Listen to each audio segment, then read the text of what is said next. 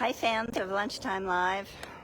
I'll wait until I see your comments. And please let me know if you guys can hear me today.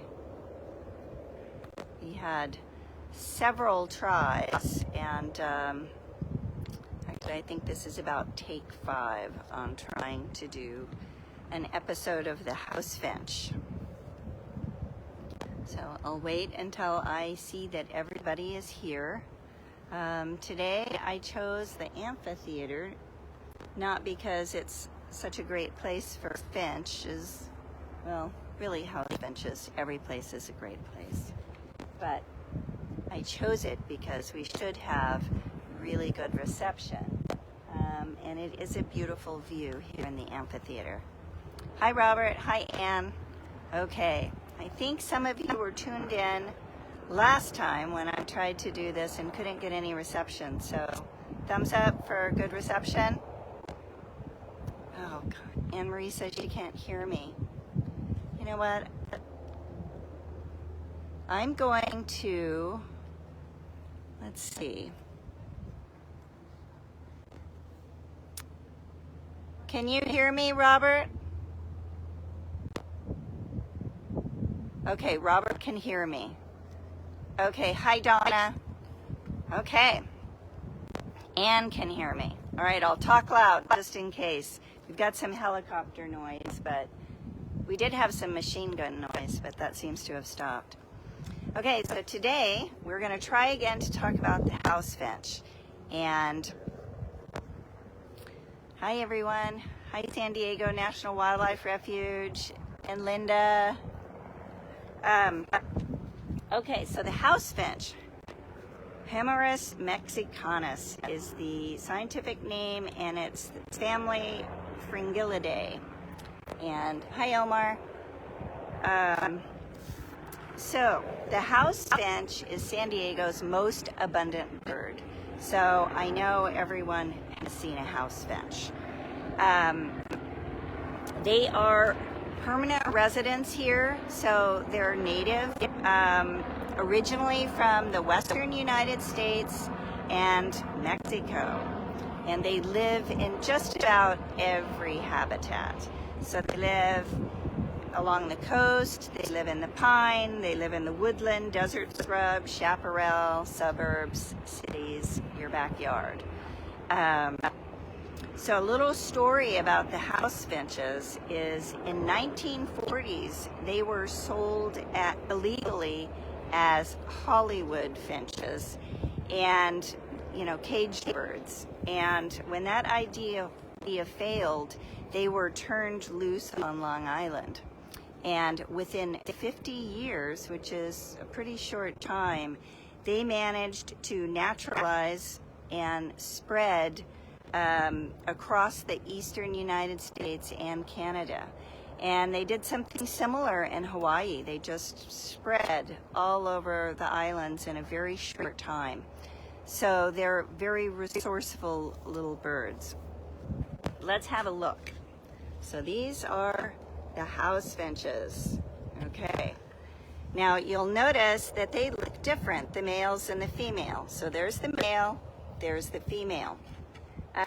It's not really just so that the males can, attract females. It's also because the female sits on the nest more, and therefore she doesn't want to be seen. And, the purpose of that coloring is not to stand out on the nest. So they're about 5 to 6 inches tall, and they have a long tail. It's square tipped. You can see that they're kind of splotchy, white and brown underneath, kind of a grayish brown on top. They have 2 white wing bars, and they have this beak. And if you look at that beak, you can tell what they eat, right? That's a seed-cracking beak. Okay, and when the male and the female look different like this, that's called sexual dimorphism. Okay, now the males, you see that red coloring, and it's on the throat chest, rump. You can't really see it on the rump in this picture, but it's there. And that color depends on the that pigment is because of the food they eat during molting. So molting is when they shed their feathers for new growth.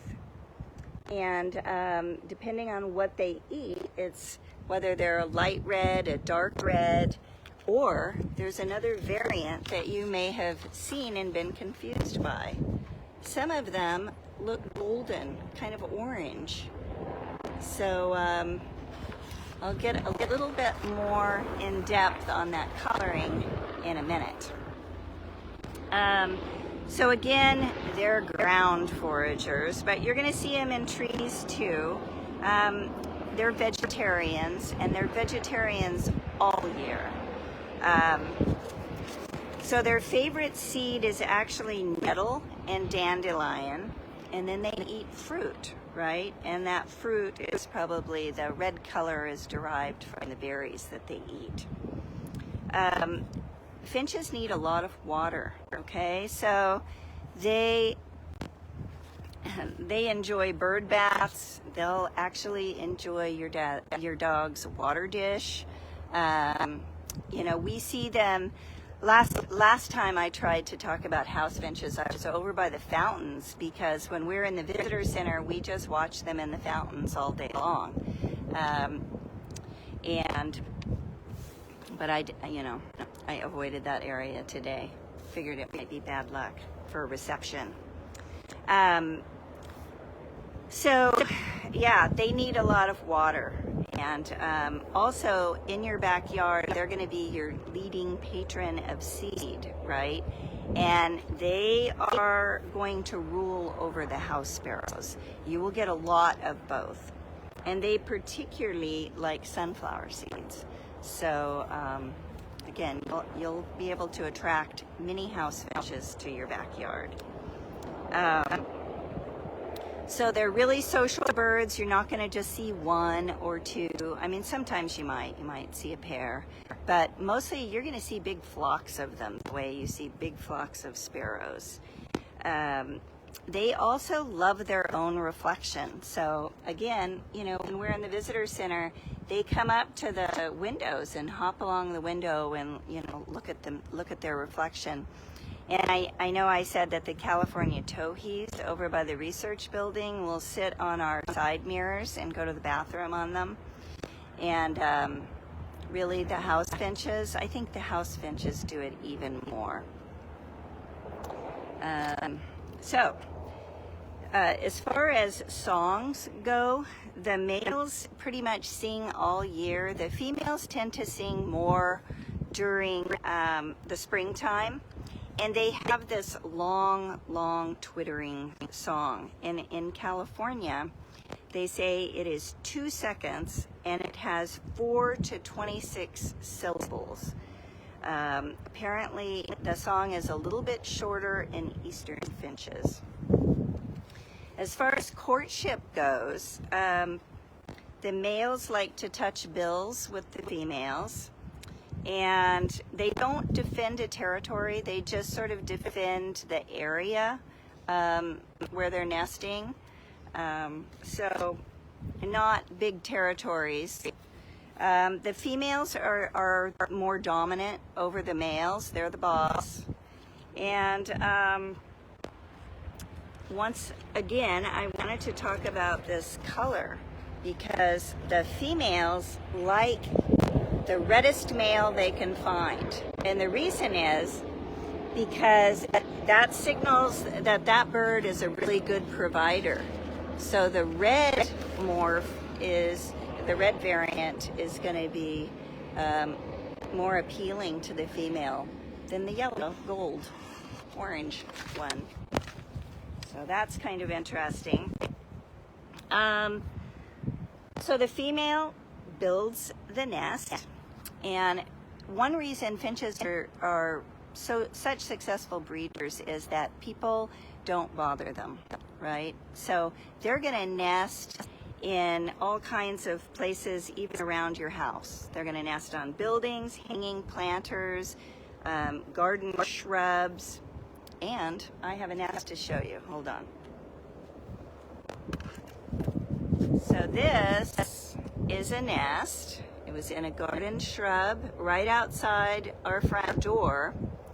And what you'll notice is, I don't know if you can see it, but this is brown hair. It is completely lined with my daughter's hair, because on her way to school, she would clean her hair, walk out the front door, clean her hairbrush, brush her hair, and the little birds would take this hair and line their nest. And it was in a shrub right outside the front door. Now, normally I wouldn't have taken the nest, but that shrub got very diseased and had to go away. So I thought this one I needed to keep. So the female builds the nest, and she can build it in less than 2 days. So fast builders. Another interesting thing about finches is that they nest all sort of near each other. So they don't need a lot of space to themselves. The eggs are laid February through August, and in the morning. They like to lay their eggs when it's nice and cool. And the male feeds her while she's sitting on the eggs, incubating them. The eggs are, she'll lay 2 to 6, which usually means 4. And they're bluish eggs, bluish green with some black streaks.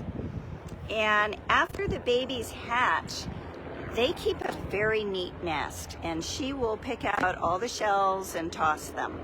And I mention that because some birds, like little falcons and they're messy. They have really messy nests, and finches have tidy ones. So young, they have about 2 to 4 broods a year, and the young eat exclusively plant food. And so why I wanted to mention that is it's kind of a rare occurrence. Most birds will switch to insects when they're laying eggs and feeding their young, but house finches don't. They're vegetarian all year. So Anne says that she has nests under the terrace. You should take a picture of those, Anne, and share them. Who knows what they have in their nest. So the interesting thing about how they don't switch to protein, insects, they just stay vegetarian, is I've talked to you guys about cowbirds before. The cowbirds are sort of wreaking havoc on least-bell vireos down by Borderfield State Park in the riparian areas, because cowbirds lay their eggs in other birds' nests. They don't take care of their own babies. They let other birds do it. And the problem for a lot of birds is they don't recognize the eggs, and then those cowbirds hatch first, and they eat all the food, they're bigger, and then the little least-bell vireos die. Well, in the case of house finches, the cowbirds lay their eggs in house finch nests too. And I don't know that they recognize that those aren't their eggs. But what happens is the cowbirds can't survive on that vegetarian diet. So in the case of house finches, the cowbird babies perish and not the house finches. So once again, the house finch is very resilient. So the males are the primary feeders of the fledglings, and the babies prefer dandelion seed.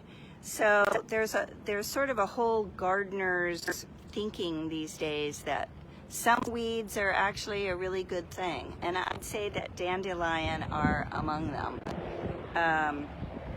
It takes the babies about 19 days to fledge, and I guess you guys can probably guess what house finch's ecological niche might be. Let's look at that beak again. So they're out there dispersing seeds, eating seeds and pooping them out and growing new plants for us. So that's their niche. And the Native Americans have long associated house finches with celebration, good omens, and they're just kind of a reminder to follow your joy. They're joyful little singing cute birds. Their lifespan is 11 years and 7 months. So they live a pretty good long time. And let me show you another picture. This is the daddy finch feeding a baby. So I know you guys have all seen a finch, and they're very easy to attract to your yard. And if you come here to the estuary, you are sure to see them. Look for water bowls, fountains, car mirrors, windows. They love all of those places. All right. Well, thanks for tuning in. I'm glad it worked out today. I think our next episode, I'm going to do one on cicadas. So you've probably been hearing a lot of cicadas. Hey, somebody knows it's my birthday. Thank you. You guys aren't going to believe it, but I turned 65 today. Oh no. Speaking of a long life. Anyway, thanks for tuning in. Hi, Susie. Hi, Tracy. Thanks for the birthday wishes. See you next time for cicadas. Hi, Linda. All right. Bye, everybody. Have a great Tuesday.